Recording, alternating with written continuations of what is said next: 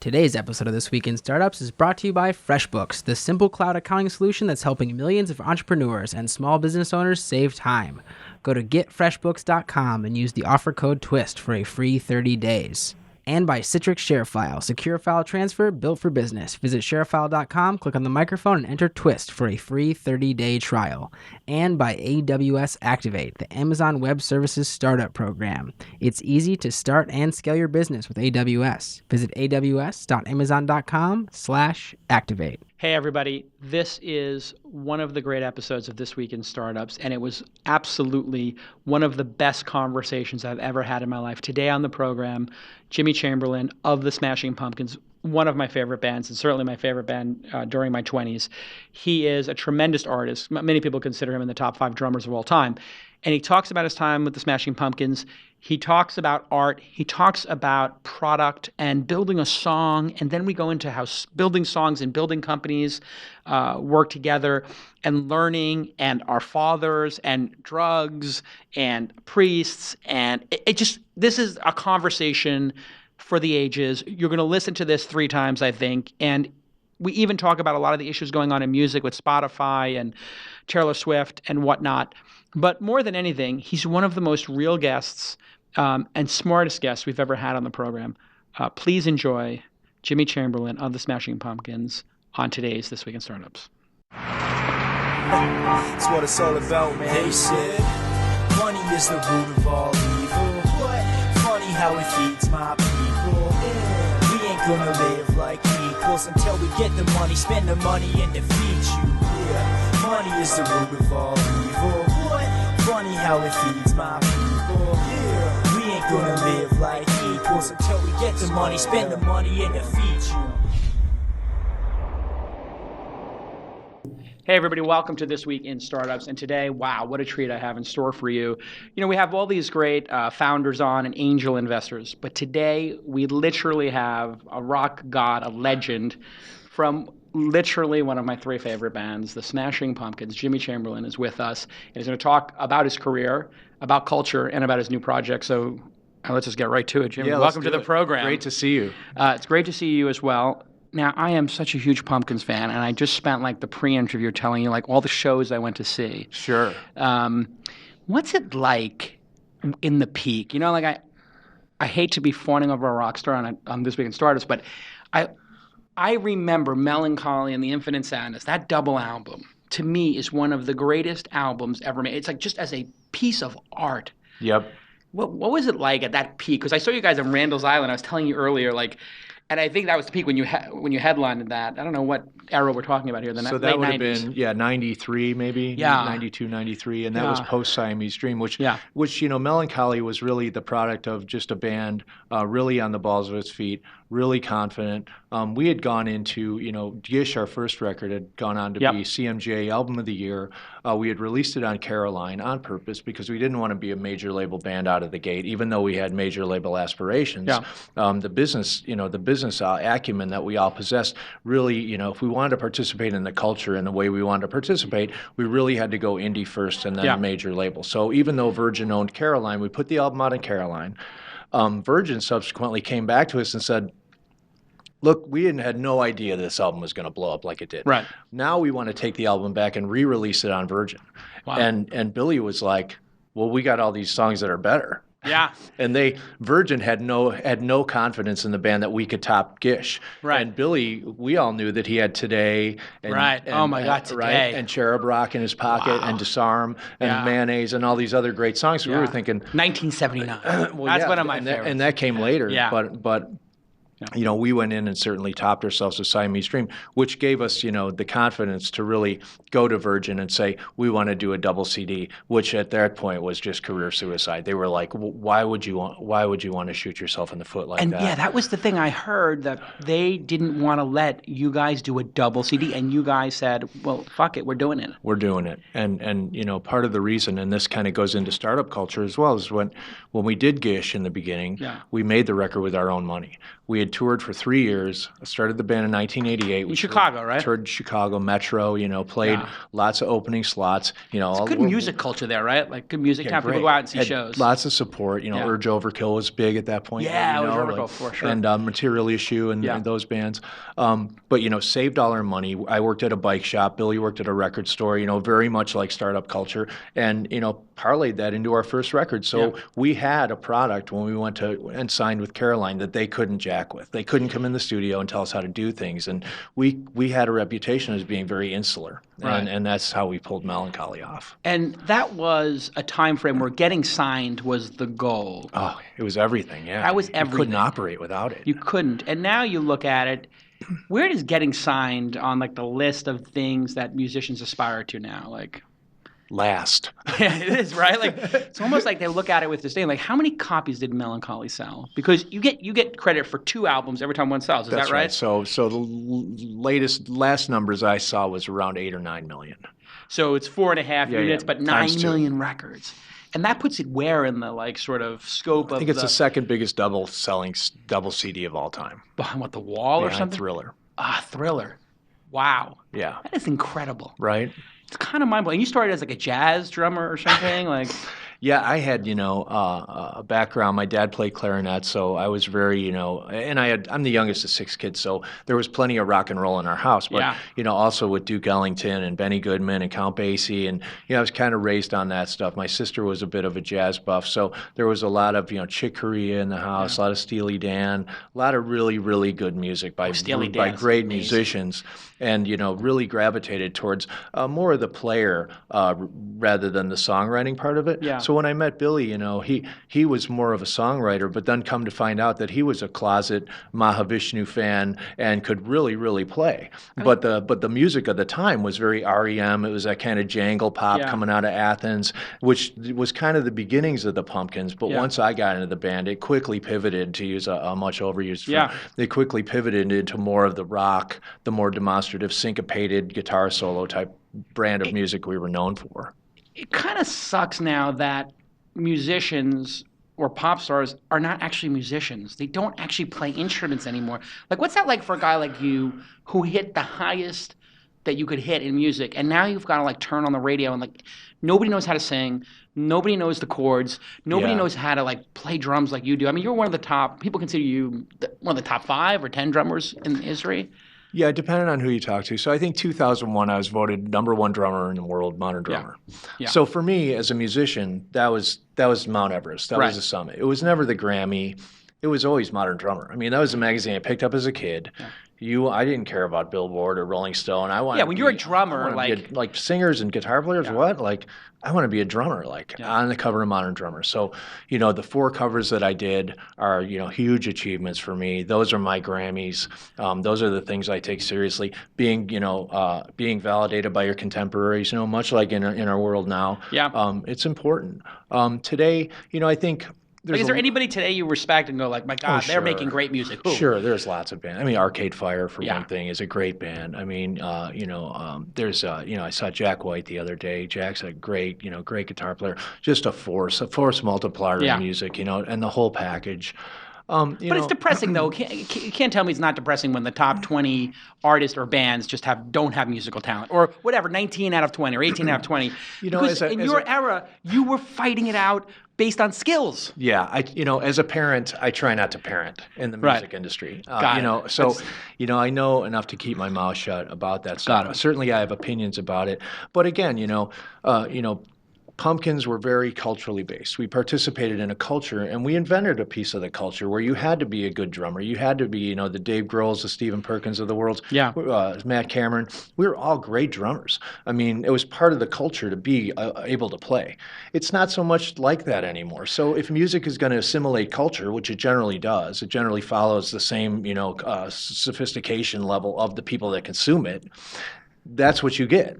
Wow, that is incredibly diplomatic. So if the culture is YouTube, I'm just going to unpack that comment because I think it's incredibly astute. If the culture is YouTube, then the music is Gangnam Style or whatever. Miley Cyrus is doing Wrecking Ball. So it's basically like, can I make something visually? It's almost like performance arts. It feels like Andy Warhol to me sometimes. We were fortunate that guys like yourself were reading books. Right. and enabling us to create art that was sophisticated because it would have everything to do with you reading Dostoevsky or Nietzsche or whatever the heck. Well, the lyrics Kerouac mattered, right? Right. It was like we actually listened to the lyrics back then. Harry Potter is not going to create the foundation for a melancholy. Right. It's just not. And nothing against Harry Potter, because I love the books. My daughter loves the books. But again, it's a different culture. And again, I mean, this is unfortunately holding our music now. And even myself, a musician, I've got 4 music apps and, probably, 60 other apps. So it's different. It's not, music used to own its own real estate. Now music has become a part of a different type of real estate. Yeah. What do you think of the Bono player, what Neil's doing with this like really high, bit rate? Does it matter when people are making schlocky music, or?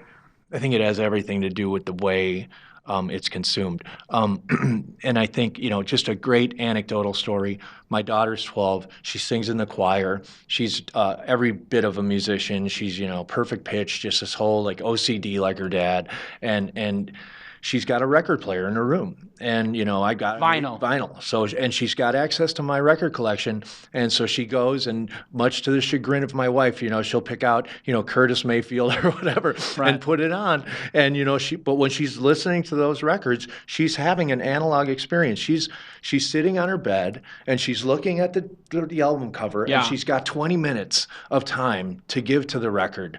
But when she listens to, Imagine Dragons or whoever she's listening to on Pandora or Spotify, she's doing like she's cleaning her fish tank. Snapchat or whatever. She's cleaning her fish tank, or like she's multitasking. Right. So, and she has no opinion about digital or analog. She's simply reacting to the vibrations. So that says something about, the deconstruction of music and the consumption of it. And attention. It's like we don't give music the attention it deserves. And I have a 5-year-old daughter, and she loves David Bowie now and John Lennon. So this is the greatest thing for me ever. That's awesome, right? So I start playing John Lennon for her, and I just had this like very like surreal, heartwarming moment. Because I remember when I was 10 years old, I remember discovering at my grandmother's house the old, record player and Double Fantasy, and listening to Watching the Wheels Go Round and Round, right? And playing it over again. And it was just like such a all-encompassing experience. You didn't do anything else because there was nothing else to do. That's right. There weren't 100 cable channels. There wasn't 100 apps. No. We're so ADD that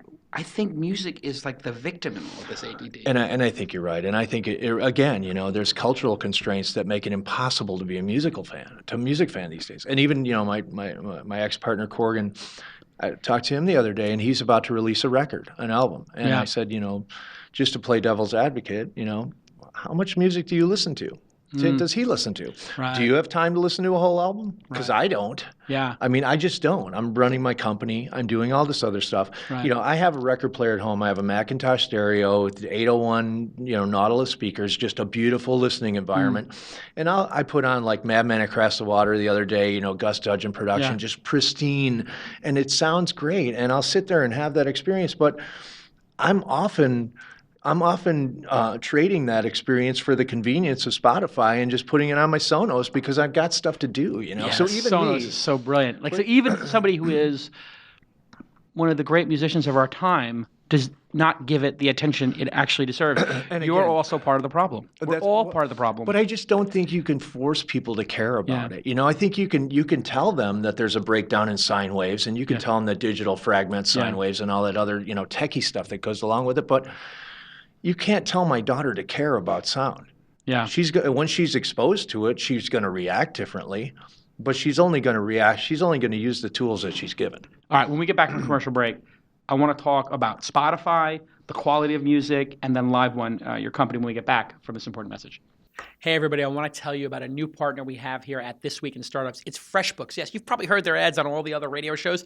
Now they're on This Week in Startups. And the reason they're here is because they make an amazing product for developers, photographers, dog walkers, designers, a lot of the independent contractors who listen to this show should be using FreshBooks, as opposed to writing invoices in an email or in Microsoft Word and keeping track of it in a spreadsheet. That's a disaster. You don't want to be doing that. Now, this is a startup company out of Toronto. They've done an amazing job. They've grown it tremendously. I wish I had invested in this company. But they have a lot of very cool features that I'm going to tell you about that work really well. One of them is if you're sending an invoice to somebody, you have to put in your time tracking, how many hours you worked. So you wind up using another time tracking app. Well, they built that into FreshBooks. So you can track your time as a developer or designer and say, hey, I'm starting on this project for Jason and the launch festival. And it went 3 hours. Boom. I started, I finished. That automatically goes into the invoice. And then let's say, you're doing a project for Uber and you're like a developer and you had to go to the office 3 times and you took Ubers there and you had expenses and you bought lunch. It does expense tracking. It puts that in the invoice. So all that stuff that you have to put together, it's all becoming simple, easy, and elegant and affordable inside of FreshBooks. It's a great company. And it was founded by this guy, Michael, and who had the same problem. It's a lot of times how entrepreneurs work. They got an itch and they got to scratch it. And he was doing invoices in Microsoft Word, putting the wrong information in, rewriting it. And he's like, there's got to be a better way. So he just made software as a service. It's like we all should have had this idea. Anyway, it's a great product, and I really recommend if you're an independent contractor, you do it this way because you get paid quicker by your clients and you're going to look super professional. Freshbooks.com/twist, freshbooks.com/twist. You're loyal to our sponsors, you're loyal to our partners, and we only have the best products on here, and that's why our ads are sold out for 6 months in advance now. Thank God. Wow. We don't have that crazy pressure of having to sell ads anymore, so we get only the best companies involved with this startup, this podcast. Freshbooks.com/twist, freshbooks.com/twist, and everybody say thank you at FreshBooks on your Twitter handle. Hey everybody, welcome back to This Week in Startups. My guest today, Jimmy Chamberlin of the Smashing Pumpkins, and he is running a startup called LiveOneGroup.com, which we're going to get to after I stop fawning and discussing with the music and attention and media. You can follow him, JC Complex, on the Twitter. What about this Spotify beef with T Swift, Tay-Tay, everybody's bringing up money when it comes to music now. What are your thoughts on the sort of money situation and what's going down with her? Well, let's start with this. So yesterday I sat on the panel experiences at the Music and Tech Summit here in San Francisco. And I sat with, a bunch of guys that had great opinions and hypotheses on marketing music, social media strategy, fan base connectivity, tetherization, all these things that are super critical. Nobody was talking about music, right? So it's like they put you on as the token music guy, and they're like, let's talk about everything but music. So I told the audience, right, of course, it's a lot of musicians. I said, look, Billy Corgan and I used to have a pact with each other that if Virgin called and they wanted to talk about marketing a single, that we would just go write a better song. Our thing was if you had to market your music, it wasn't good enough. Yeah. Right? It's lipstick on a pig, right? Yeah. I mean, go write a hit song. Yeah, make the song better. Right? I mean, that seems to be getting overlooked. I spoke at BIM in Dublin when I was at the Web Summit. Yeah. Same type of thing. You can't build a company around a social media strategy. Right. Social media strategy, business plans are begat out of great ideas and concept. Products. Products or songs, whatever. Write a great song, then the problems will sort themselves out. Yeah. Right? I mean, it's a different world, of course. We need all those things. We need the peripheral involvement, but it doesn't start there. When you were making some of the great songs of my generation, Generation X, or Gen X, did you know when you're writing Tonight or whatever, 1979 or whatever, is there a feeling in the room holy shit, this is amazing. This song is tapping into something? Because I see these interviews. Yep. I'm obsessed with Bob Dylan, and I watch these interviews. And I just love when he talks to the press. You've seen these interviews, of course, where they ask him about making songs, and he's like, yeah, songs. Yeah. And he just fucks with the press for an hour. But what is it like? Do you, in the room, take me to that moment when you write one of these things or you're playing it. Do you know? It's absolutely like that. You just know? You know. Tonight, for instance, Billy woke up in the morning. He sat down at the piano. He wrote the song. It was downloaded into his body somehow. And his whole thing was he's simply the messenger. He would get he would get the download, he would create the song, he would bring it in. We literally, he wrote the song in the morning. I conceived the drum part that afternoon, and the song was done. It never changed. God. I mean, it was how does? And then you just slap yourself and go, what the hell just happened? Yeah. Same with Cherub Rock. I mean, those songs, although they were rehearsed in order to get them ready to record in the studio, a lot of that stuff was just lightning in a bottle. Bullet with Butterfly Wings. I mean, you had the chorus, and like, you just got to be, as an artist or an entrepreneur, not to get overtly spiritual, but you've got to be available. Like, you've got to make yourself available for the download. Like, that's the thing you learn as an artist. You learn to not take things for granted. You learn to, like, when you get a feeling, you move towards it. And it's like, I hate to just, pivot into my own company, but when I saw the LiveOne product, there was a resonance around it that, like, one thing I know is the perception of that resonance. Yeah. You can feel it. Twitter has it. Right? There's companies out there that have something beyond an identity.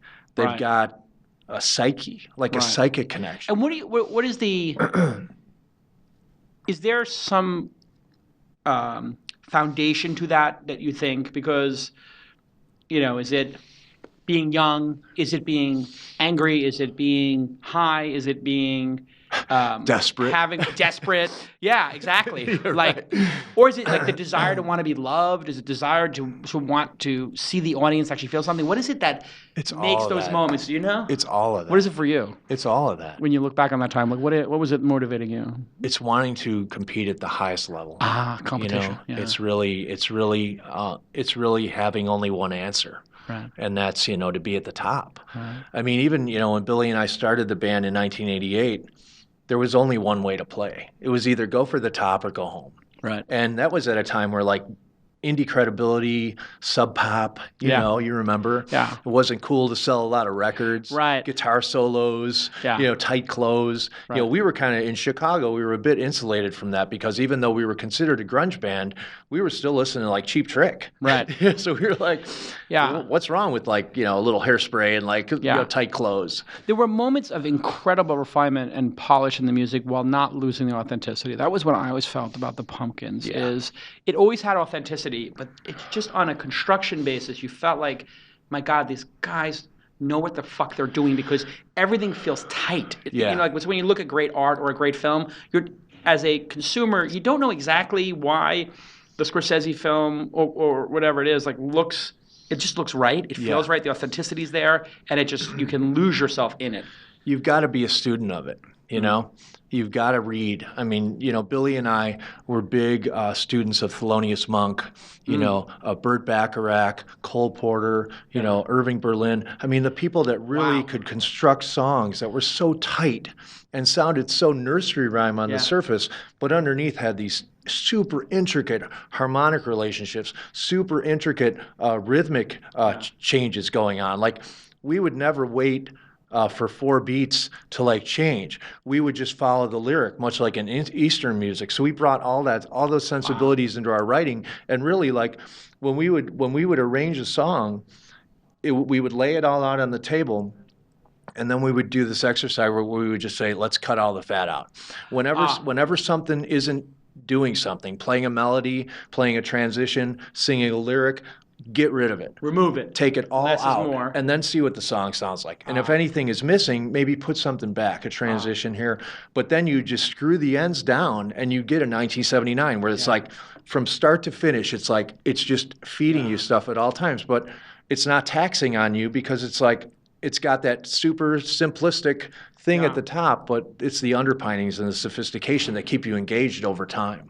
And that song's been remixed so many times. I remember that was like... It's still our biggest song. I mean, is it really? Outpaces everything by probably 3-1. No. Yeah. Really? I had no look idea. At Spotify numbers are like, that's 22 million plays. It really is interesting, because at that time, Orbital, Chemical Brothers were just starting to hit in New York. And I remember I used to write for Paper Magazine.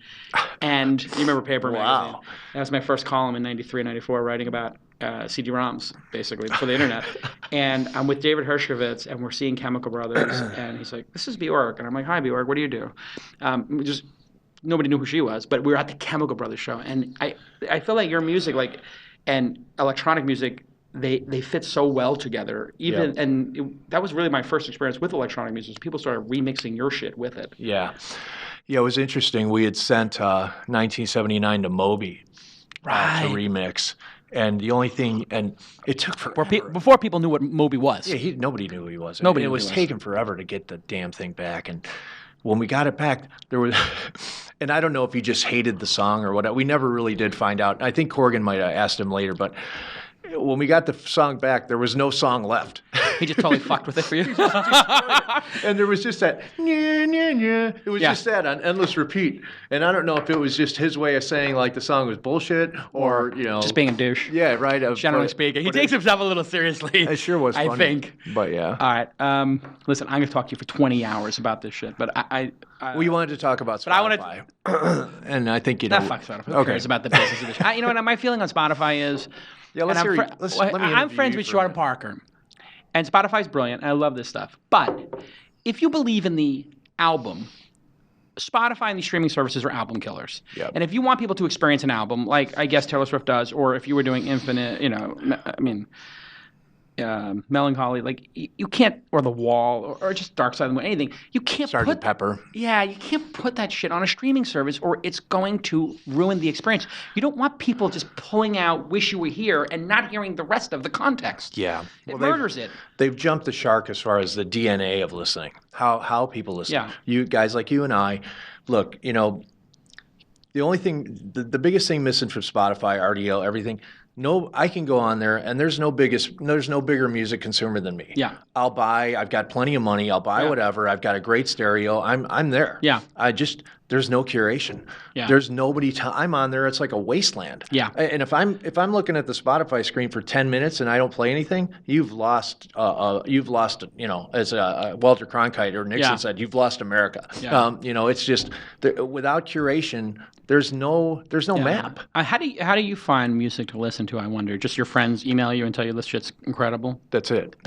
Word of mouth. Yeah. Because you're in the industry. Yeah. Yeah. Sometimes I go to the Rhapsody top charts and then I just scroll down like past 100 and get to like the 100 to 200 area and I kind of like snipe out some stuff and I'm like, what's this Lord stuff? And then, oh wow, there's something coming here that's really interesting. Yeah. No, I think that's a great point. If Spotify, but the algorithms suck. It's garbage. But what if they're Spotify... like, I'll get like, you listen to Black Sabbath, like, how about 10cc? Yeah. like what? Yeah. What if Spotify gave equity to the artists and just said, publish on our platform and, we'll give you money. But because you did see this thing with U2 having their album distributed. I thought that wasn't executed perfectly, but boy, is that an interesting idea because you guys on something like, Melancholy, I don't know what 9 million records equals for the actual band members, but $5 each record or something, $45 million you guys get or something to split? Somewhere. $4 or $5 or something. Yep. I mean, I know it's gratuitous. I don't mean to talk about money, but it's one of the, biggest hits in the history of recorded music. But it was a shit ton of money. I mean, there was so much economics. I mean, the economics are incredible. Were ridiculous. But, to be honest, I think these tech companies don't respect artists enough because it's nothing. It's a de minimis amount of money to Google, Apple, and other people. So why don't they just go to the artists and say, listen, you're going to make $3 or $4 million off this album. You're going to make $5 million off them. We'll give you $5 million. And just play your heart out. And everybody will get to listen to it. And we'll just, instead of if somebody had Reed Hastings of Netflix's balls to just say, I'm going to just pay artists more money. Yeah. And they're going to make, House of Cards for me. Yeah, or Bezos. Or Bezos. He knows how to spend money. Like one of these companies, Google, and maybe with Jimmy Iovine going to... That's going to be interesting. Apple, do you think he's going to do that? Like just start buying albums? I think it's going to be interesting. I think Apple has 500 million subscribers, right? If they turn on a pay model, what's it going to do? It's going to create economics that were much like the 90s. I mean, it's going to be, it's going to be close. It won't be the 90s all over again. The consumption habits will change. But I think it's interesting that you point a sympathetic eye towards the artists. For me, I think, artists need to educate themselves as far as the modern business paradigm if they want to have a place at the table. Yeah. What I see is a lot of artists kind of blindly fumbling forward and wondering why there's no money falling in their lap. Right. Until they're doing their own deals with Daniel Ek. Yeah. Right? Why are they continuing to sign with major labels? It makes no sense. It's ridiculous. Yeah. Make a record and give it to Spotify. Yeah. And then get a lawyer, and then tell Spotify to pay you directly. Yeah, we'll take a $3 million advance for the next album, and that's it. Done. That's right. And if you want to sell ads around it, it's a different negotiation, right? If you want to license it, we can talk about that. And how about some equity in Spotify? Like if Spotify gives Taylor Swift 1% of Spotify, that's $40 million right now, or $60 million. I think it's worth it to give her 1 or 2% to get the next 5 albums. Absolutely. There's only 20 people in the world that can sell out sports stadiums. That's it. And then she's a shareholder of Spotify. But you know what? Everybody diminishes the goddamn artist. That's right. It's so infuriating. These tech companies, I think they're missing the boat. Because traditionally, Jason, artists haven't had a place at the table. Yeah. Motown, jazz. Look at the history of recorded music. It's been one rip-off scenario after another. It's been technology coming in and ripping off either on a publishing or mechanical royalty or a record royalty basis. It's like Pumpkins we never signed a shitty deal. Right. We read This Business of Music. We read all the books. We knew what publishing deals looked like. We knew everything. I mean, we educated ourselves. Now we've got a career. Our catalog sells really well. We have fomented a business plan that will take us into our old age and give our kids annuities. It's like we figured it out. I mean, we guaranteed ourselves a place at the table. Artists just aren't doing that. They're blindly fumbling around and going, hey, my manager will figure it out, or blah, blah, blah. It's like, look, you have to be the master of your own destiny. And you guys were so early to email, too. I remember signing up for an email list for the Pumpkins. I don't know when. Yeah, we had one of the first websites with over 1 million people on it. Yeah. And the emails were tremendous. Like, you get these emails directly from Billy, like, hey, this is what I'm doing. Like, hey, come over here. And the people that got the emails are still fans today.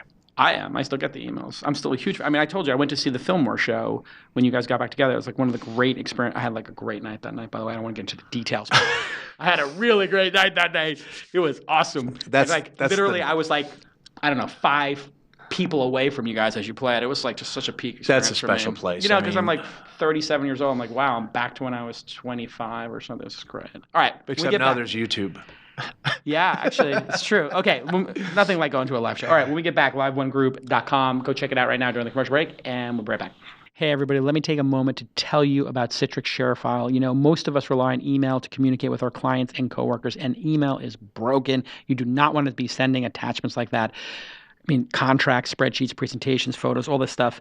You need to have them in a confidential, secure locker, so there's no risk.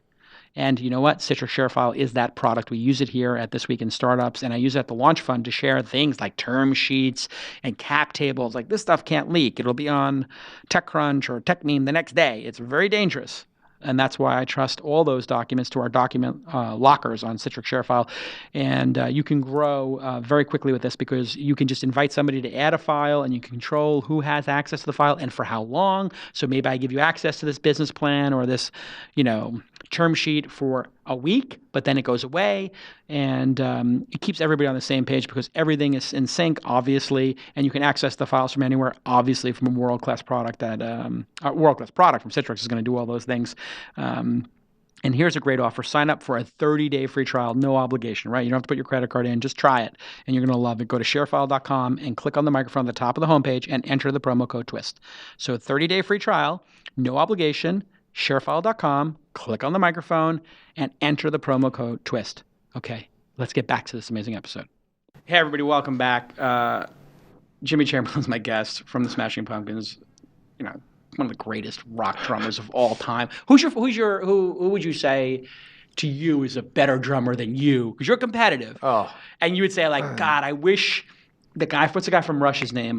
Neil Peart. Neil Peart. Like, you go like, fuck, man, Neil Peart is like better. Is there anybody you look at and go, I wish because you're competitive. Could I beat that guy? Could I be as good as him? I think when you get to this level, it stops being that competitive and gets more about identity. For me, it's like, look, Neil's a great drummer. He does things that are different than I do. Right. I do things that are different than he does. But when you listen to me play and you listen to Neil play, you can instantly tell who's playing, right. which is success for me. There's a lot of great drummers out there who you like when they play. I don't know, is it that guy? Is it this guy? Is it mimicry? Interesting. So for me, it's more about identity. And even if it's like Charlie Watts, when he hits the snare drum, bam, I know it's Charlie Watts. Neil Peart, I know it's him. Matt Cameron, I know it's him. Steve Perkins. I mean, the guys I grew up with, but then, you go way back. Buddy Rich, Elvin Jones, Tony Williams, the great jazz drummers, all had, super... Pound for pound, who's number one in your book? Tony Williams, probably my all-time favorite drummer, and probably the person that I rip off the most. Awesome. Neil Peart, yeah. He was pretty good. Peart, I think, he you got to hand it to Peart. He writes all the lyrics for Rush songs too. Yeah. Limelight, those songs, Free Will. I mean, crazy great lyrics, super talented individual, had some challenges through his life as I did, came through that kind of Augustinian journey to rise you again, hit the Phoenix. The hard patch, huh? Yeah, absolutely. I mean, my life in the 90s was, completely destructive, completely disintegrating. And why does that happen so much to musicians? What is it? It's super intense. I mean, it's so much so fast. And other things that the public doesn't know about, like my father had passed away in 1995, which is super brutal. It happened on tour. The band was on a juggernaut. I mean, we're on a rocket ship. So, it just gets to be a lot to deal with as a young man. And, how old were you then? 95? You were 20 or maybe 27, 28. You're 27. The money's flowing. Yeah, right. People are just like, everybody is enamored with you, and there's drugs everywhere. And it's pre-YouTube. It's pre-YouTube. Thank goodness. Yeah, exactly. Right? Could you imagine? I mean, we would be absolutely. I definitely wouldn't be married right now. And but thankfully, look, somebody asked me the other day, like, how do you recover from stuff like that? Yeah. And I say, you don't really recover from it. You learn from it and you move on. And, the way to pay homage to your mistakes of the past is to grow as a human being. I don't drink. I don't use drugs. Right. I don't smoke. I've been completely sober since my kids were born, 12 years ago. Oh, congratulations. I've raised my kids in a completely different, the most punk rock thing that I could have done was quit drinking. Right? It was like a super Sid Vicious move. But again, you learn from those things and you move on and you learn, to create some objectivity in your life. What is it about artists and specifically heroin? Yeah. What is it about that? Because I've never done heroin. I've done other drugs. I'm not going to be like, I'm lie to the audience, but I've experimented. I'm not a saint. I grew up in Brooklyn. I did a lot of different things, but I never did that. Yeah, I think it just had a lot of cachet in the 70s, and I think, there was a lot of mystique around it. Hendrix, Dylan, I mean, all the people that we idolized as kids, that was kind of where they ended up. So everybody's got this kind of like, oh man, it's so dark over there, like I got to take a peek. And, even. It is that wondering, like, what is that like, and why did those people go to that place? And as a musician, somebody who deals with art and creativity, right? And then you're looking at, signposts along the way, like, Hendrix, the Beatles. I mean, all this experimentation, and you're thinking, is that how they got there? Yeah. And even in the jazz world, some of my heroes. Do you think, in all honesty, that the psychedelics, heroin, whatever, those drug experiences do get you to look at the world differently? Because I know for me, the experiences I've had, I definitely look at the world differently, and I don't look at them in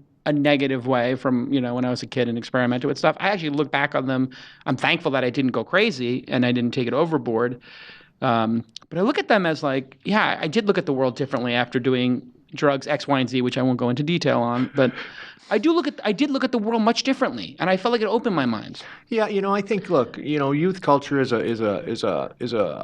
journey of discovery, and as young men and women, we're open, we're trying new things. We have questions, and those questions need to be answered. And sometimes there's questions that your parents can't answer. I mean, my dad, my mom, my Catholic family, youngest. I grew up Catholic too. Right? Like my dad, worked on the railroad. Like this whole thing, there's stuff you talked about, but there's a lot of stuff you just didn't talk about. No, right? No. That priest seems a little odd. Yeah. That was the weirdest thing for me growing up Catholic is like, they told us to stay away from a couple of different priests or be careful. And I'm like, do you think I should be going to Catholic school if you have to warn me that the priest might be a pedophile? Maybe I shouldn't be here. Maybe I shouldn't be in the bringing up the sacraments. Yeah, well, luckily for me, I had a great and still do have a great relationship with my priest father Ross, who's been a great friend of mine. Yeah, and the overwhelming majority are amazing. The greatest guy, and really, has done most of the weddings and all of the funerals in my extended family, and just is almost a family member. And followed my career and helped me out. But I do, I think whatever. Traditionally, I'm a history buff. Whatever. If you go back to monasteries and you read about what was going on back then, not much has changed. I mean, it's kind of business as usual for guys, who are being around other guys, that type of thing. That was, when I grew up in Brooklyn, I can tell you the Italians were so homophobic, and the Irish as well, that they were scared for the safety of their gay sons, and they felt like putting them in the priesthood was a place where they would not get murdered or attacked. And it was like almost like mothers put them there, like, this is for safekeeping. Like, for your own good, if I put you here, they're not going to beat you to death. Sure. You know, like, this is a safe place for you. Sure, and I think the mob as well. I mean, in Chicago, the mob was like, if you grew up and Sam Giancana was your uncle or something. I mean, you didn't want to go into the family business, quote unquote. You went to the priesthood. I mean, right. That was kind of a safe. It was a wink and a nod. Yeah, right. Exactly. All right. Is this a tech show? It is, but you know what? I'm sorry I'm so enamored with you, and I'm so enamored with artists. And so let's talk about your new project. I literally. I don't have many fan moments. Like, I'm not really like a fanboy of anything, but your music I've seen your show. You're usually pretty harsh on. I'm very harsh on everybody. I've seen you pick guys apart. Of course. I'll pick your product apart if you want to in the next final segment. Please, no, I didn't mean that. No. But I listen. I just have to be honest with you. Like, your music played a seminal moment in my. I appreciate it. A seminal moment in my.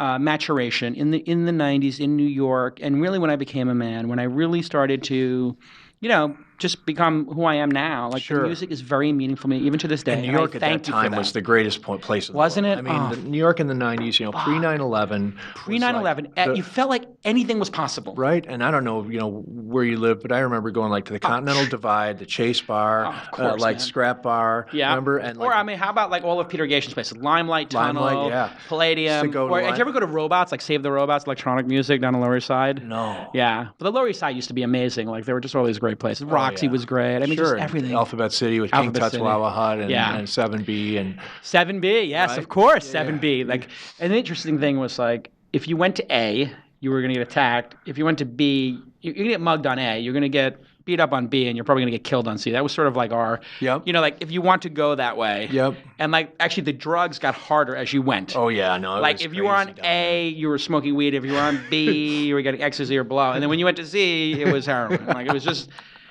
And now, I don't know, have you been there? Oh, it's ridiculous. It's so heartbreaking. It's like a literally grocery store. They turned New York into like this Epcot Center version of it. I lived in Tribeca and then 26 in the West Side Highway. Oh, God. I mean, I interacted with tranny hookers like 3 or 4 nights a week. I'm not saying interacted in that way. I just like, basically, they were outside my door. I said, hi, how you doing? Sure. Whatever. And like, it was just, the whole place was so colorful, and Paper Magazine, the downtown scene. It's all in Brooklyn now, so it's not gone. Yeah, but Manhattan is sterile. But the Roseland, I remember playing Roseland. With the Ritz and the Limelight. I remember going to Limelight with Steve Isaacs from MTV. Remember that guy? Man. It was like, Limelight was amazing. You ever been in the back rooms in the Limelight? Oh yeah. That was another kind of like ABC kind of thing. Like, you get into one room and you're like, oh my God, these club kids are going crazy back here. And then you go to the next room, you're like, whoa, I'm going back to the other room. Yeah, right. You kind of like people don't know, the Limelight, you can look it up, was a church. Yeah. And Peter Gation bought it. And if you ever seen the movie Party Munter, I'm sorry, I can't say trannies, transsexuals. I'm sorry, I didn't know that was an insult. Thank you for correcting it. Transsexuals. And Peter Gation turned the Limelight into like this. He gave it to the club kids, and there's this movie Party Monster. It was a church of iniquity. It was. I mean, that's actually where ecstasy kind of landed in New York, when it landed right there. Yeah, it was a great place to go, and really the music was fantastic. The people were great, and everybody was kind of aligned. Yeah, it was about what you made. I always felt like it was what you made, and your attitude was the currency, like what you made, what you did in the world. And now you go there, it's like, how many bottles do you want to buy? I'm like, I don't want to buy any bottles. Like, I just want to have a club soda, and I want to listen to some good music. Like, I don't want a bottle of vodka. What am I doing with that? Right. Like, you want me to give you $400 to sit at a table? Like, I want to have an interesting conversation with somebody. I don't. All right, let's talk about your project here, because that's why you're here. LiveOne Group, you're going to demo it for me. So when did you start this? What is this about? Okay, so I left the Pumpkins again for the final time in 2009. Yeah. I took some time off. And this is kind of this will get to the product, but it's interesting. Yeah. It's an interesting story. About that time, the tech space was starting to take off in Chicago. Groupon was starting to become a company, and I had known Andrew Mason, for many years.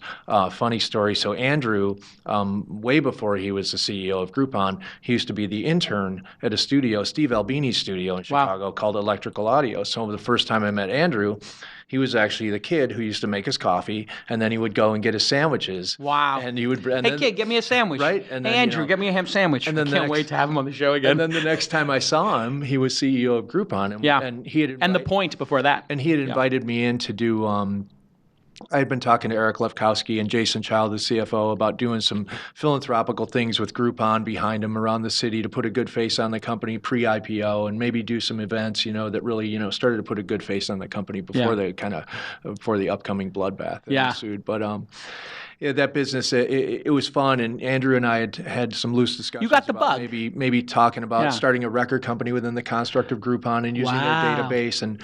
Because they had tens of millions of emails. He basically said, look, whatever you want to do, you can do it. That's what's so great about Groupon. And then post-IPO, he was like, we can't do that. Yeah, we can't do anything. We're a coupon company. The fun is gone. Right? And then he was just spirit broken after that. And it was so kind of sad. It was so unfair because I have to say, you look at something like Groupon and you have this spiritual leader who's creative, and everything that's been built is because of his enthusiasm and his open-mindedness. He's a true open thinker and an artist. To lose him as a thought leader and as a North Star in Chicago was just tragic for me because for me, running a company has everything to do with my relationships. Who can I lean on? Who can I learn from? Yeah. And Andrew would have been, God bless him, he would have been perfect for me because he would kind of had my journey in tech that I had in music in the 90s. The kind of supernova explosion, and then down in flames.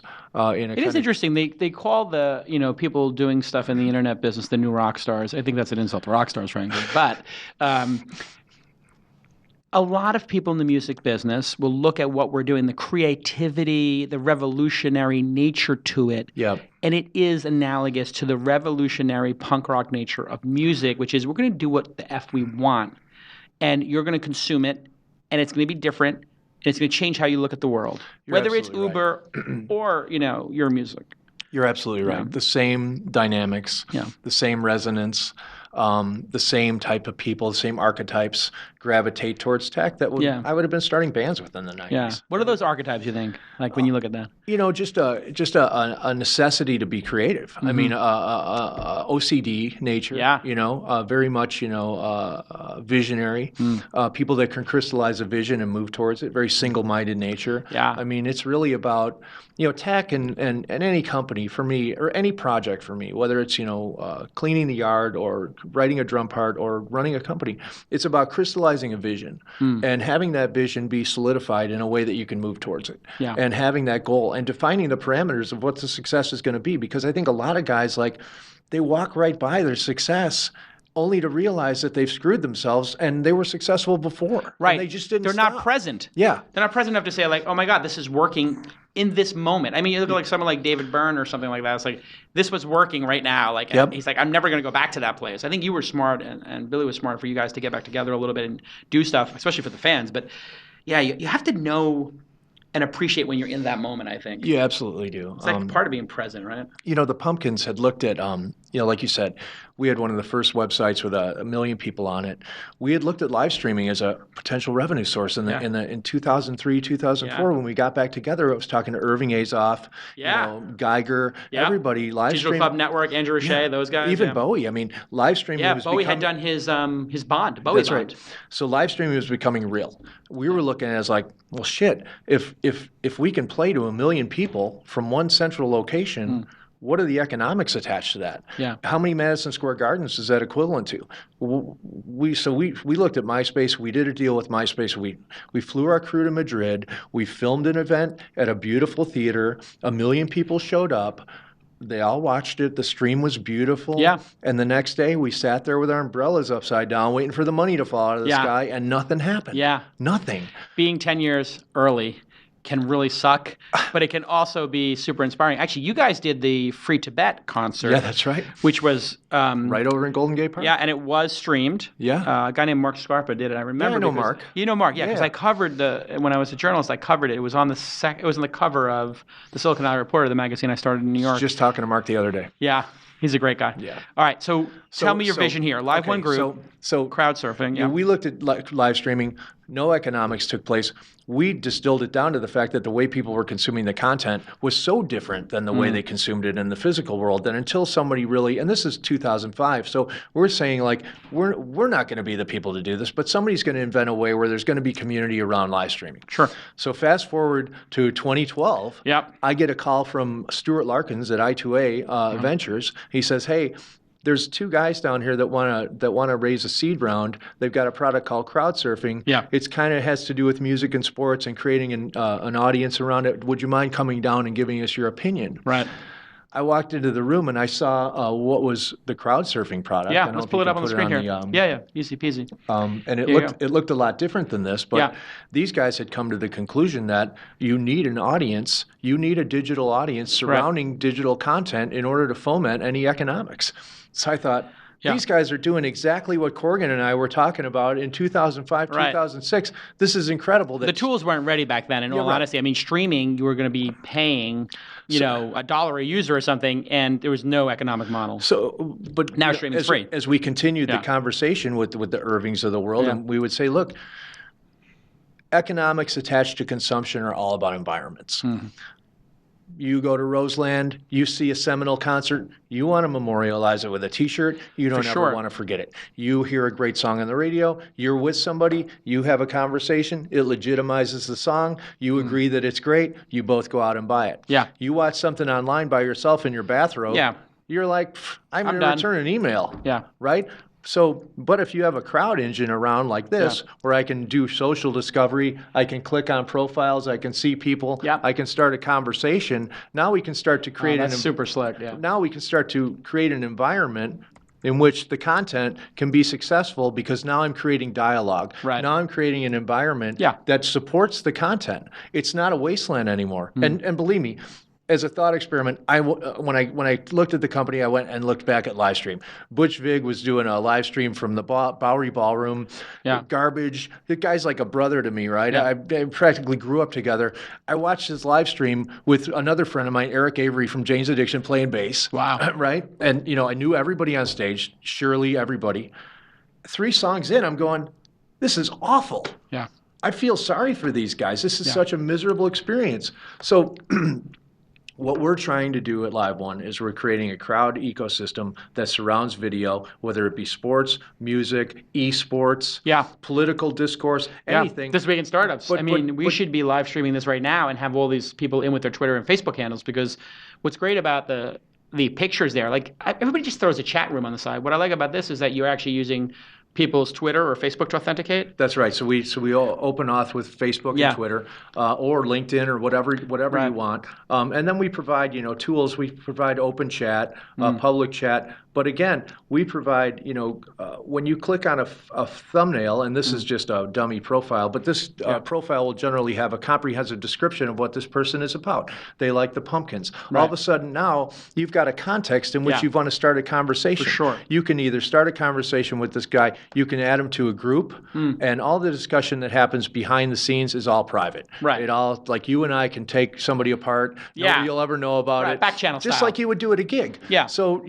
my thing is like, look, I go into a room around a piece of content like Jack White playing the Auditorium Theater in Chicago. How are people behaving? Right. This is an analog experience. This is people consuming content. They're talking to each other. Some people are leaning in. There's groups of people together. Like, what's the digital equivalent of that? And I'm not saying that LiveOne has solved it, but that's How long have you had the product out in market? We've done quite a few pretty big beta tests with a lot of big partners. Budweiser Made in America, we did last year, the festival, which was huge. We work with Red Bull. We work with NBC Sports, CBS Sports, SEC Football. These marketers and brands, the channels really want to have this, because you know what, this was supposed to be, I don't know if you remember like the AT&T commercials, but this was supposed to be ITV, interactive TV, back in the 90s. It just never arrived. It just never showed up. And this really is TV's the wrong place to do it, I guess. For us, it's going to be about TV everywhere, and really we supply other tools other than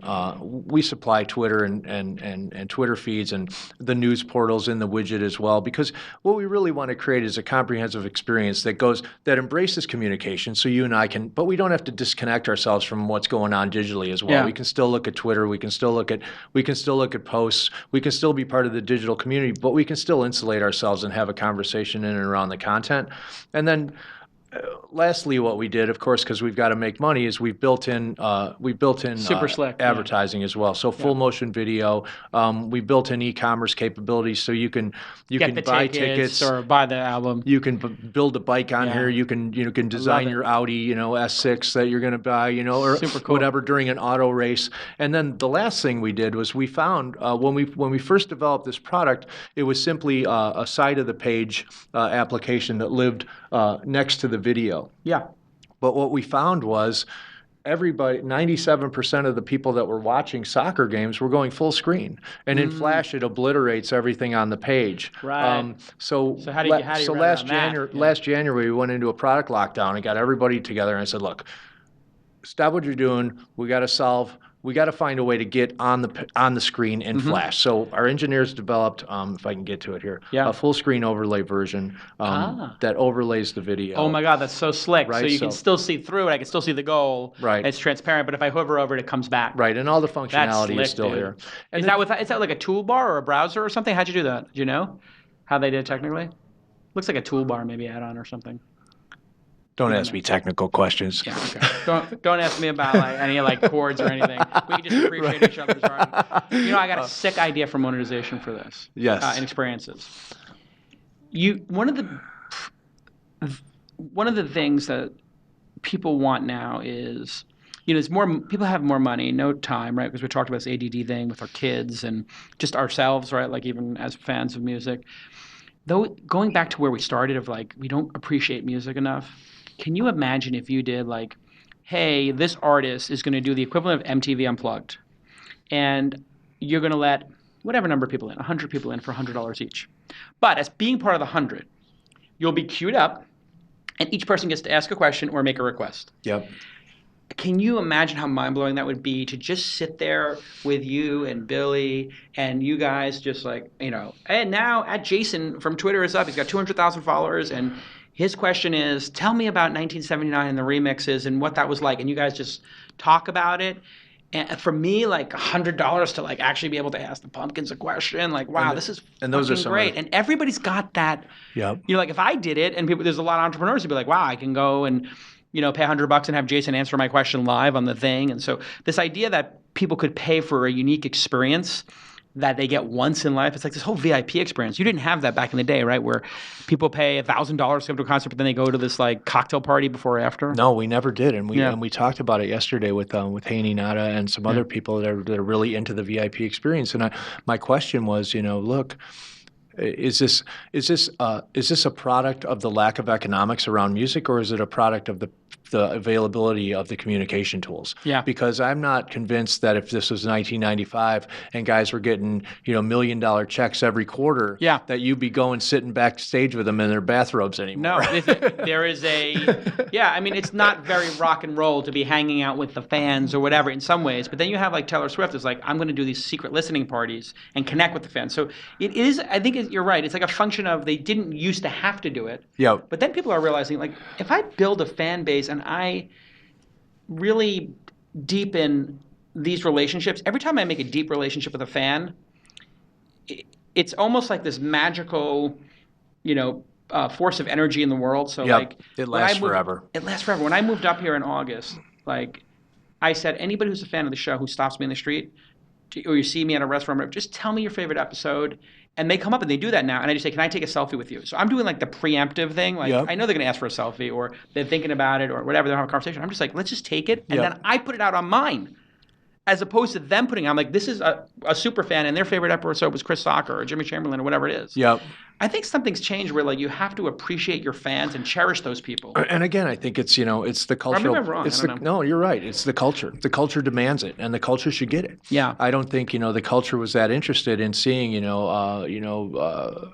Billy and I's uneaten can of beefaroni in 1991. Yeah. It was there just wasn't the availability or the access back then. Now it's a lot easier to have that access to people, and I think because of Twitter, right? Artists will interact with some fans on Twitter. When we grew up, you and I mean, rock and roll was attached to a lot of mystique. There was a lot of things, and for me, just to be completely honest, there were a lot of people that like I held in such high esteem and almost in a sacred place that I didn't want to meet. I had that same experience. I didn't want to meet. Like when I met David Bowie, I was thinking like this could go one or two ways. Like this could be great or it could be really bad and it could make me want to. Well, how was it? And it was fantastic. I mean, so that's good. And Bowie, I had that experience with Neil Young. Yeah, and Bowie, like he had done a lot of research on the band. He came up to me. He said, "Oh, I read that you were really interested in theology and theological studies, and I wrote down some books like that I'm interested in. Wow. Maybe, I mean, like crazy, exceeding expectations, yeah, right? Like we're not talking about like under promise and over deliver, right? Yeah. Like a Peter Thiel, like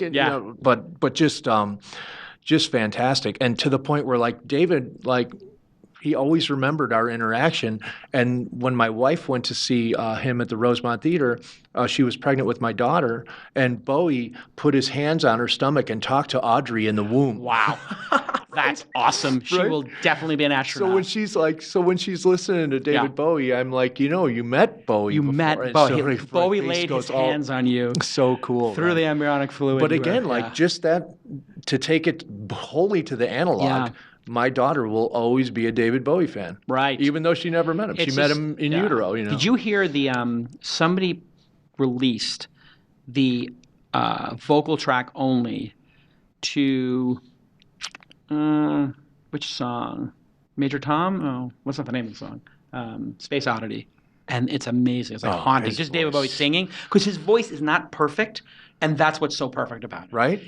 It's like imperfect, but he just... Talking identity. about authenticity, like he is the lyrics, he is the words, and it's just amazing to me. He's just such a great artist, right? And that's that's the thing. Is that number one for you, like in terms of like singer-songwriters?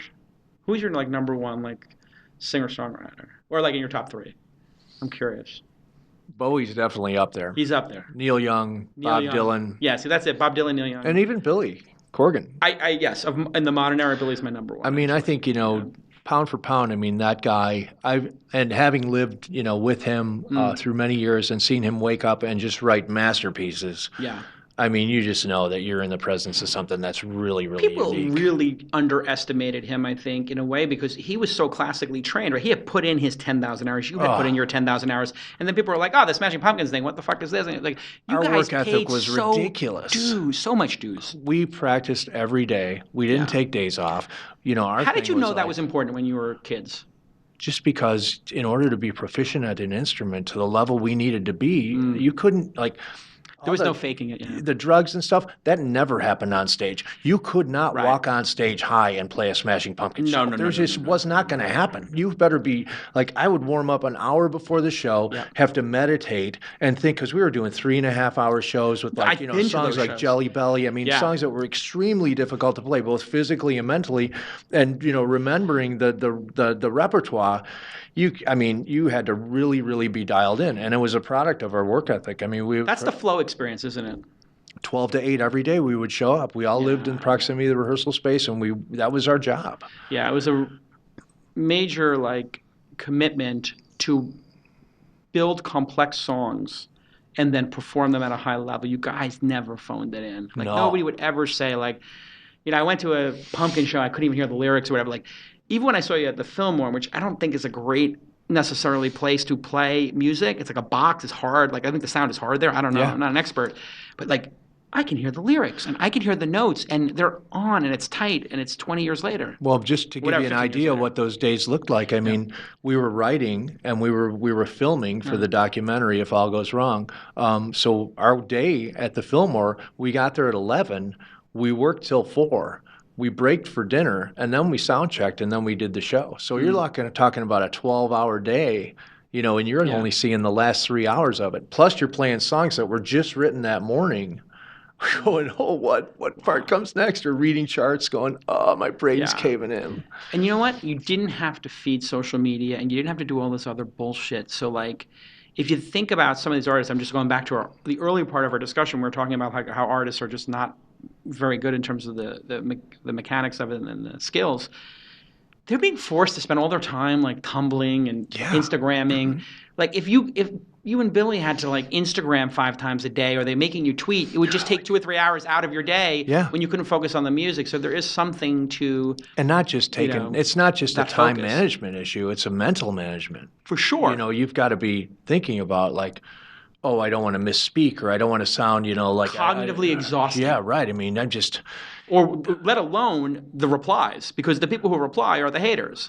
Well, and I'm not a big Twitter guy. I mean, I started using Twitter probably 6 months ago just for the company, and and now it's gotten to be like, now I'm always on there. I'm always like, oh, what did somebody say, or what somebody say? Did you see this tweet about you, and blah blah blah, and like, it's just, it gets all consuming. Yeah, and you get those trolls like kind of trolling you. You don't engage with those. You just ignore them. I just block them and move on. I don't You're even like, know. I'm a rock star. I don't need to deal with this how. nonsense. I had to learn that. I have to be like Jimmy Chamberlin and be like, I'm a rock star. I don't need to reply to everybody. You are a rock star. I mean, in the way like. Yeah, I could come up with. But you've created a genre for yourself. I mean, this is like, you know, this stuff is important. I mean, I think really, like, you know, the technology and the products and all that stuff aside, it's like what we really need to get our heads around is that the fact that like work is work, vision is vision. No matter what you insert it into, it's all kind of the same algorithm. Like my kid, he's a gymnast. I told, like, look, as long as you learn to be a great gymnast, you can migrate that theory into everything else. Absolutely. I learned to be a great drummer. I know how to practice. I know how to read every CEO book out there, the Pocket MBA. You know, I'm OCD. I'm reading, you know, the hard thing about hard things. Yeah, you watch the show, I'm right? like, you that's know, how you wound up on here. Right. So, you know, it's out there. Right. You just need to focus the beam on it. And success, like, look, we live in America. Yeah. There's so much money in technology right now. There's so much available capital. There's so much access. It's like... It is absolute golden era of innovation that has never been seen in the history of humanity, or rarely seen. And nobody's not going to email you back. Nobody wants to miss out. Right. Right. There is that sense of urgency. It really does. It harkens back to the great moments in... like the film industry in the 70s, like the Easy Rider era, or your era of music, where it's like, you know, it's just, there's so much going on there. I just want to be near it. Yeah, it's like the guy who didn't want to go see Lynyrd Skynyrd because he thought they were a joke, you know, and then Al Cooper ended up producing Freebird and everyone like laughed, like, and then he was a record company president. Yeah. So where are you going with this? The LiveOne is based in Chicago? Or based here? In Chicago, yeah. How many people you got in the company? You raised a little money. Where you at? Yeah, we've got 10 employees in Chicago, and we've got 15 people engineering outsourced, just working on the back end, which we spent a lot of time. I mean, we're very product heavy. We're very product. We're really weighted towards product. Most of the resources go into the product. The back end technology is built on its technology stack called Node.js. It's massively scalable. Yeah. It scales up to 6 million. By the way, Jimmy Chamberlin just said Node.js. All right, for the record, it scales up. It scales right now up to 6 million people. Wow! It can send 80,000 messages a second. I mean, and what is it? Software as a service? You just like contact you, and you guys just give us a price to put it up, or something like that? You know, it's really a distribution model right now. It's not really a charge. We're convinced that if we can create environments where content can be successful, that's a game over as far as economics for us. Charging licensing and trying to bootstrap a company like that, not really my vision for the company. I see more like let's go for ubiquity. Let's create an environment. Let's create the arena, the modern digital arena where people can consume not only the stage. Let's create the seats. Let's create where people can communicate, much like they do in the physical space. Let's create a place where advertising can be successful and additive to content, not a pain in the ass. You know, and once we do all those things, then, you know, we can, it's like writing a great song. Like, you know, I know once the artistic vision comes first, you build the product the way you want, the rest of the stuff seems to sort itself out. You're saying with the music, like when you're making that great song, you're pulling some stuff out. And really, if you think about modern product design, as Steve Jobs and other people have seen it, it was really about removing stuff. That's right. Like how many buttons does this, Trio 650 have? Great. Take them all out and give me one button. That's right. And they're like, no, we need to have volume. He's like, all right, I'll give you the volume, but that's it. No more buttons. And every day that goes by, we get another second mover advantage. You know, we really get the benefit of all the wisdom out there. There's trailing wisdom attached to all these communication tools. Yeah. You know, we really look at that stuff seriously. We don't want to be, chat. We don't want to be designing, this and that, polling features. It's like all that stuff is out there. Yeah, people just plug it in. We just want to create a holistic experience that has some analog feel to it. I do think with this, you brought up before curation, like with music, and I think that could be the real catalyst for this. So, as an example, when people have tried to do chat with streaming services before, one of the big problems was like, well, what are we all going to talk about? And then it's up to the audience, like, I don't know, you have any ideas? I don't know, you have any ideas? It's like, there's a reason why, like, the studios pick what movies go in the theaters or whatever. Or you go to the movie store and there's somebody there who tells you, like, yeah, go check out the Criterion Collection. There's some dope shit over there. So what I think you should do on this is, if you gave it to, like, say, Comedy Central and said, listen, we'll power everything. We'll split the revenue with you, whatever. We'll come up with some economic deal. But you put one of your funny people in your company and just have them make a list of 100 funny clips from today. And you know how SportsCenter has where it just shows you like, now we're going to talk about Kobe. Now we're going to talk about Carmelo. Now we're going to talk about Shaq. That kind of like, hey, 3 minutes, 3 minutes, 3 minutes. And the audience knew what was coming. And the Comedy Central people who are expert curators said, hey, listen to this, listen to this, listen to this. Because then it would become addicting. I could sit back and somebody else tells me, oh, you've never seen Triumph the Insult Common Dog, you got to see this, or you have to see this. And that's a great point, Jason. That's really where the company is going. Like we spend a lot of time solving for the 10% that convert into the app. I want to spend the next year spending time for the 90% that lean back and just want to be serviced. Yeah. Because that's what it should be. It should be an additive tool that provides links, provides something that's additive to the experience. Because I think as we go into this next kind of wave of content consumption, it's going to be less about content consumption and more about context. Yeah. Give me a context in which we can communicate. Yeah. You and I have a great context in which we can communicate. It's not really begat out of a piece of content. It's begat out of a context. And I think that's really where social... The 90s New York. Yeah. That's where social communication is going to end up. Yeah. I think it's going to work really well. And I think what's the curation piece, really does give you that context and having people who are already doing it. Yeah. So as an example, there's... what's the woman's name who does what is it called? Brain Candy? You'll know, award-winning producer Jackie. What is the Brain Pickings? Oh. So anyway, there's a woman who does something called Brain Pickings. It's just like, this is just smart, cool, dope shit that you should read. And if she actually made her list and every Thursday she did her thing, right? And then you get Media Redefined, which is Jason Horshorn is doing like, here's all the interesting media links, or Les Fitz, who does the music thing. That you read his? Oh yeah, who doesn't? Yeah. What do you think of him? It's not. Does it matter? I don't know if it does or not. Has he taken you guys to task? No. How does he usually like to smoke? Is he a Pumpkins fan, Bob? I don't know. Yeah. I don't know. I don't have a lot of interaction with him, although I am a fan of his writing. I think he's good writer. I think he's a great force multiplier in the business, and I think we need the Les Sets of the world. I think Bob is a great advocate for all things that are pure about the business, and really calls BS a lot, which I like. And he's in a really unique spot to be kind of objective. He doesn't really. He doesn't answer anybody. There's no failure rate. It's not like somebody's going to fire him. Yeah, What are they going to do? Fire him from like living in his apartment in Santa Monica? But to your point about curation, I've talked to Daniel Ek about this, and really like this is like back to the Spotify thing. Yeah. Like I get on there, I can't find anything to listen to. But if I could go on there and I play like Thelonious Monk, Ruby My Dear, and then all of a sudden I see a community of everybody around the world that's listening to Thelonious Monk, and I start to talk to those people and get suggestions about what else to listen to, then you're talking about curation in the best possible way. Yeah, see, this would be really cool if like you did it, or like somebody who actually has that credibility, and you're like, wow, I could jump down the rabbit hole with them, other than the Pandora algorithm, which is, as amazing as it was for some time. I feel like we're all kind of like, yeah, we're done with the Pandora algorithm. It's good enough, but it's becoming the DNA. Is like it's really not good enough though. It's not. It doesn't. I don't use it. See, that's why I used to like. You ever listen to Vince Gelsner? Idiot's Delight. It was like a radio show in New York, like WNEW or whatever. I used to love this Vince Gelsner guy when I was a kid, because he would tell you what to listen to, and like as a kid, like listening to Dylan or whatever, he'd be like, yeah, and this is Dylan, but this is who Dylan was listening to, and this is who listened to Dylan. And he would just make those bridges for it, and he'd be like, yeah, and let's talk about Ballad of a Thin Man for a second. Like, here's what's happening in that, and here's who the piano player is, and this is why it's important. Like, he actually just created that fabric around the arc of music, right? And I think that's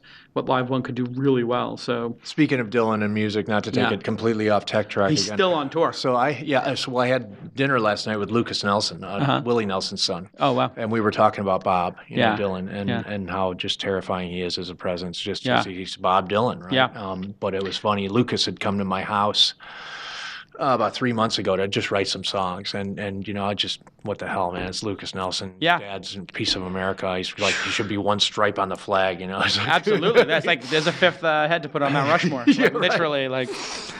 But it's funny, just when you think about, and Lucas, I think, is about 22, 23, but then you think about Dylan, right? Yeah. And like my sisters and brothers are in their 60s.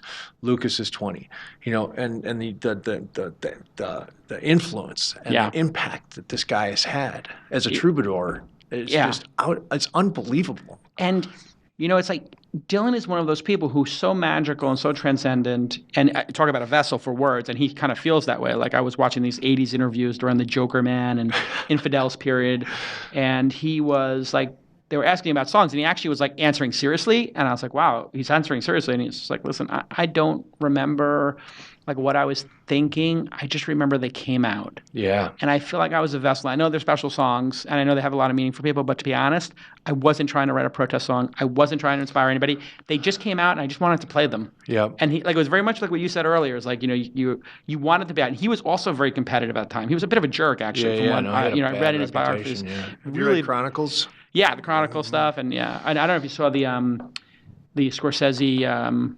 Oh yeah. No Way Home? Long Way Home. Long Way Home, whatever. Yeah. My favorite scene from that, I don't know if you've ever seen the scene where he's clearly high on either LSD or speed or something, but there's a storefront of like a drugstore, and it's got all the services they provide. He's like, I'm gonna clean my dog and lick my whistle and polish my shoes. I'm going to polish my shoe and lick my whistle, and my dog's going to polish my bird. And he like literally is just doing these words, and he's doing wordplay, and he's so obviously tripping balls, or because I looked it up at the time, he was like Warhol and all those East Hedgehog were like, they're very much into speed is what I read online. I don't know if it's true or not, but he was definitely, out of his mind. He was like, wow, creative process. Wow. Yeah. Unbelievable. I have that book read. I had it on audiobook read by Sean Penn. Oh, really? Which is, if you can get that. Are you an Audible fan? Yeah. I'm so addicted to Audible. I have an hour and a half commute to my office every day, so I'm either reading, I'm listening to, either Ben Horowitz or, Yeah, that's great. Yeah. That's right. That's my college classroom going to work. It is like really like amazing and a great one. You ever listen to Born Standing Up by Steve Martin? No. Amazing. It's Steve Martin's autobiography. It's just tremendous, and he reads it, and it's just absolutely fantastic and touching. Yeah. He was so good they couldn't ignore him, and it really does like talk about the artist and the business of the art and how he got there and how he didn't compromise himself. Yeah. But when you talk about the height of art, like when you guys were at your peak, selling 10 million albums and whatever, he was at this peak with Saturday Night Live and like zany crazy guy, and like he did it for 2 years on the road. And then finally, like somebody in like the back row, like yells at him, like do this and like he just realized it's like, oh, I'm not an artist anymore. I'm just like a caricature of my bits. A jukebox. Yeah, I'm a jukebox. Right, a perfect way to say it. These guys, they look at me as like an object. Yeah. They're just pushing my buttons. Fuck this. I'm out. And that was it. No more stand up. He's done. And like you just like, wow, that is so much integrity to just know when it's time to be like done. Yeah. Maybe I'll come back to this at some point, but I'm done. I'm going to go write books and play the banjo. I'll, like you're saying before about like which medium you're working, you just decide I'm going to go to the medium. Well, it goes back to the culture, and sometimes the environment just won't support your vision to be an artist anymore. And that's like, even with the Pumpkins in, 1999, we were doing Machina, and the Britney Spears of the world were starting to take off, and Christina Aguilera, great artists. But I mean, you just saw the business becoming so homogenized. There just wasn't a vehicle in which you could participate holistically anymore. And it just got to be like, it got to be like trying to play football with a baseball glove, and really like going out for a pass and going, wow, why doesn't the ball fit in my glove anymore? It's like, this is horrible. It's got to be in a way, is it humbling or frustrating when you lose that Midas touch and it's not your fault? Nothing's changed inside of you. It's just like the world is like, hey, we've changed. And when you touch something, it's no longer turning to gold. It's frustrating, but it has to be humbling. You've got to turn it into humility, otherwise it destroys you. I get it. Right. You can't just have that be angry. That's right. All right. Listen. That's my wife on the phone. It is. She knows the interview's over. The interview's over now. I could talk to you for another 2 days. I'm not going to let you go. But you're going to come back. Yeah, I'll come back. You're going to come back, and everybody's going to check out LiveOne Group. How can we help? The audience here, they're obviously a large percentage of big fans like I am. How can we help with LiveOne Group? Is there something that we can do to help you get to the next level? Sure. Just go onto the website, sign up, create a profile, send us some questions. We'll send you a list of events we're doing. Awesome. You can go on there. We've got a big mobile push coming up in the first quarter of the next year. That's going to be big for us. We're just getting going, and we've got some really big deals on the table right now. Q1 of next year is going to be really big for us as far as visibility. We've got some pretty incredible stuff going on. So very exciting time. It's that feeling, where you're in the van, you're about to get on the bus. It does have that resonance around it, and I think again, the culture. Finally the technology is in lockstep with the idea. The culture is starting to reciprocate a little bit. The recidivism is gone. The kind of bad, digital sweater is off, and now we can kind of move forward. I love it. In the environment. We should totally do a little experiment. When we do the keynotes at Launch Festival, we should do a LiveOne wrapper around it, and then people who are watching from home could all interact and do like a little quick chat around the keynotes. It really does create that kind of analog feeling around the content. Where, it's fun. I mean, we've done events that have been as kind of perfunctory as like we did a Hewlett Packard conference from Munich, Germany, which was like the topic of conversation was like DPI speeds and stuff. But once you're there with your buddies, it's like you can kind of make fun of it, or you can talk about football or whatever. I was like, wow, this is incredibly boring. HP, and then you added Munich, and I was like, wow, you could actually make it more boring. Germans talking about laser printers. Oh my God. No offense to the HP people. I'm sure it was to you. This is the thing. Yeah. If if you're in HP and you're in Munich, I love Munich. Actually, but it just tells you that it's the conversation. It goes back. I always go back to this one gig we played in Milwaukee at the Unicorn. It was just a dumpy little club. It was underneath a Mexican restaurant, and the guy owned both. So you could eat for free upstairs if you were playing the club. You probably want to eat afterwards. His wife made the food, heavy cheese, that type of thing. Yeah, eat after. We played this one show in particular, and I remember it was a great show, but the sound had gone out, and the ceiling had collapsed at some point, and they ran out of beer. And I remember this guy coming up to me Lollapalooza or the Reading Festival, going, "Oh, I was at that show at the Unicorn. It was the greatest experience of my life. Yes. I met my wife that night," and you're thinking that was an awful experience. But it really, to go back to what we're doing, it was the communication, the things he talked about, the reason he remembered was more important and more critical than the content. It was really it was the communication that solidified it in his pantheon. There is a magic to events and for people coming together, like what you see when people go to movies, but it happens all the time to me that people say, I went to an event you did in New York in 99 or 97 or whatever, and I met my co-founder. Or I got inspired because I saw this speaker and I was like, I could do better than them. It's almost like Sundance has this profound impact because everybody who thinks they want to make a film goes, okay, I'll go to Sundance, and they watch a bunch of films, and then people get up after their film and explain how they built it and did it for $25K or $50K. And it burns the people in the audience I'm going to be up there next year. I'm going to raise $25K and make my movie and tell my story. You're absolutely right. It puts that pressure, and then the diamonds come out if people are willing to get off the bench. But listen, I have to tell you, I already gave you the whole thing about how important your music was to me. But I just also think it's very brave of you as an artist who could just go keep making art in the one vertical. I do appreciate that. You're starting over in a way. Yeah. And coming into ours and working hard and being humble about that and being hey, I'll come on this week in startups, and meet everybody in the industry and participate. It's very cool, and I think it's great to have somebody of your stature just coming into our industry. It's great, fantastic. You got a warm reception? I do, and I welcome the camaraderie. Yeah. I get so much help, and there's so many fans, of the band. But really, it is about humility and about having the vision and the courage to create another legacy. I mean, it's not easy, but I mean, what's great that is. I mean, look how much effort you put into your show. I mean, there's things that are worth doing. There's life is worth living. There's things that are worth doing. There's only one way to do them. You do them right. Yeah, it's your Catholic upbringing, I think.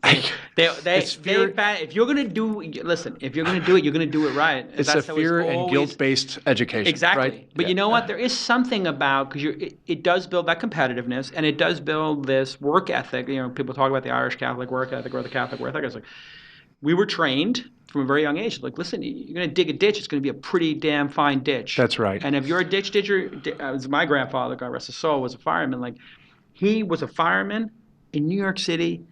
Then he became a porter. And he spent the last, 10 years of his life, literally cleaning bathrooms. He just did it the best he could. God rest his soul. He couldn't stop working, and he couldn't get a job doing anything else. They wouldn't let him, run into burning buildings anymore. So he's like, it's the only job I can get. But I'm going to clean bathrooms. I don't care. I'm going to clean offices. That's how my dad was. My dad was like, well, if you said something to my dad like, hey, it's only laundry, my dad would say, well, if it's only laundry, it should be perfect. Yeah. Right? Yeah. He'd be like, what? Yeah. How much of your success do you think? So you can imagine what it's like to be my kid, right? Yeah. Well, you know what? It's anybody who had that. What you do is I'm assuming, like me, you try to keep what was special about our dads and that experience and that intensity without making it so intense that it debilitates people or creates fear. Because it did create fear in us in our childhood, correct? That's right. Yeah. Yeah. You miss your dad, huh? Yeah. Absolutely. Is that the seminal moment in your life, you think, aside from your child being born, but when your dad died and you were on tour? As a 50-year-old father of two, it was probably, I can look back and say it's the most important thing that ever happened to me. I mean, not, important as my dad died and it was important, but as far as a critical pivot in my life, everything that I have right now has to do with the things my father said to me. Just really, it's so surreal. And you're right. It's like, music. You look around, you take things that you like, you run them through your own personality, and you make them part of your identity. You don't steal them. You just make them part of yourself. Yeah. Same thing with your father. It's like you take those things that were nurturing and you apply them to your own children. You try not to be, a bastard about it. You know? And sometimes you are, and sometimes you're not. But you do it in the best possible way, and that's how evolution happens. It is. And the men of that period, it was almost like they were trained to be bastards at times, or just they're so hardcore. My dad was so hardcore at sometimes. It was so crazy. Yeah, my dad volunteered for the military when he was 17. He went to Guam in the Air Force. He fought in World War II. He was my dad thought like nobody who didn't go to war should ever be president. He was like, how does that guy have the right to order troops into combat if he's never worn a uniform? Right. And it wasn't just my dad. It was the 5 other guys on our block who had been to the military in Korea. They're all and they all had permission to spank each other's kids. Yeah. Oh, yeah. No, it was and these guys were hardcore. My dad was so scary to me in a way, but also such a pillar of strength. You know, that. I just remember I look back on some of the crazy stuff he did. He would be driving drunk, smoking a cigar, driving us over the Brooklyn Bridge after keeping us out till 1 a.m, which was the coolest thing ever, and bring us into bars. And we're 10, 11, 12, but he owned a bar, so the other bartenders listened. I was like, wow, I just had this incredibly formative experiences of being in a bar with the Hells Angels in Manhattan and seeing all this crazy stuff. And I look back and I'm like, child services would take your kids away for what our dads did, right? Right. Literally. If your kids were camped out on a bar stool at Limelight. Exactly. And literally we're, at some bar in the Greenwich Village, and I was listening to jazz. 7B. Exactly. But I was listening to jazz. I'm trying to remember the places, but at 12 or 1 in the morning, I had school the next day, and my mom is like, John, these kids have to be in bed. I'm like, no, we don't. We have to listen to more jazz at Zeno's on 13th Street. I was crazy. All right, listen. All right. This has been great. Yeah, great. I hope it's been good for you. Fantastic. Here we go. It's another long show. Anyway, everybody, liveonegroup.com. Please go check it out. Please sign up and, give Jimmy support and welcome to the industry. And everybody, have really good followers. Everybody, please follow Jimmy, JC Complex, on Twitter and retweet and, engage with him and try his product. Give him advice. If somebody out there knows and has a great idea, just send it to the team over there. And I'm a sponge. I'm ready to learn, man. I'm here to grow and super ready to learn and having a great time doing it. All right, listen, great episode. Thank you, Jimmy. It's been a real treat for me. And thank you to producer, Emmy Award-winning producer, Jackie. Yes, thanks, Jackie. You really created a great experience for me by booking this guest. Really, it's going to be a peak experience in my life. So I just want to say thank you to Jackie and our sponsors for making all things possible. We'll see you next time on This Week in Startups. Bye-bye.